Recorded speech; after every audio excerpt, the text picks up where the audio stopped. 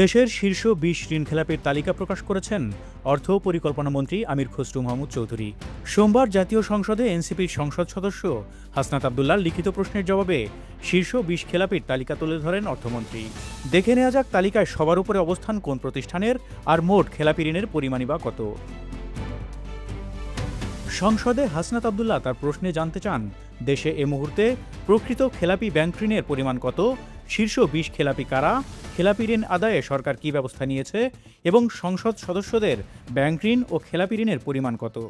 জবাবে অর্থমন্ত্রী জানান, ৩১ ডিসেম্বর ২০২৫ পর্যন্ত স্থিতিভিত্তিক ব্যাংকিং খাতে মোট খেলাপি ঋণের পরিমাণ ৫,৪৪,৮৩১ কোটি ৮৮ লাখ টাকা। বর্তমান সংসদ সদস্য ও তাদের স্বার্থ সংশ্লিষ্ট প্রতিষ্ঠানের ব্যাংক এবং ফাইন্যান্স কোম্পানিতে মোট খেলাপি ঋণের পরিমাণ ১১,১১৭ কোটি ৩১ লাখ টাকা।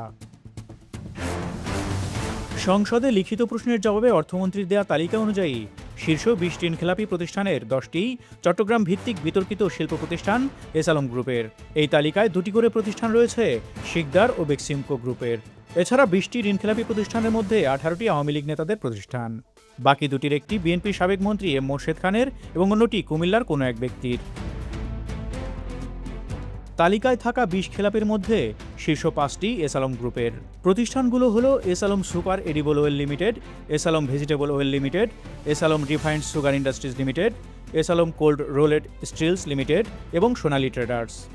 এছাড়া তালিকায় ৭ থেকে ১০ এবং ১৭তম স্থানে থাকা প্রতিষ্ঠানগুলোও এসালম গ্রুপের। এগুলো হলো global trading corporation limited, Chemon Ispat limited, S Alam trading company private limited, infinite CR strips industries limited.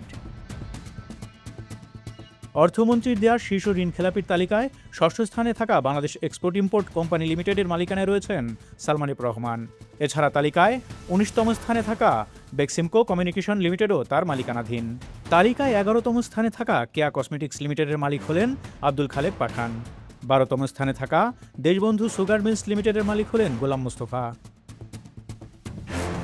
এদিকে ১৩ ও ১৪তম তালিকায় রয়েছে শিকদার গ্রুপের মালিকানাধীন power pack Mutiara Keraniganj power plant limited ও power pack Mutiara Jamalpur power plant limited. ১৫তম স্থানে রয়েছে বিএনপি সরকারের সাবেক পররাষ্ট্রমন্ত্রী মোর্শেদ খানের মালিকানাধীন প্যাসিফিক বাংলাদেশ টেলিকম লিমিটেড অর্থাৎ সিটিসেল। ১৬তম স্থানে রয়েছে কর্ণফুলী ফুডস প্রাইভেট লিমিটেড। এছাড়া খেলাপির তালিকায় রয়েছে আওয়ামী লীগের প্রয়াত সাংসদ আসলামুল হকের মালিকানাধীন সিএলসি পাওয়ার কোম্পানি।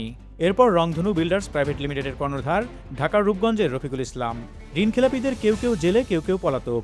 শীর্ষ ২০ ঋণখেলাপির বড় অংশের ঋণ গেছে ইসলামী ব্যাংক ও একীভূত ৫ ব্যাংক থেকে।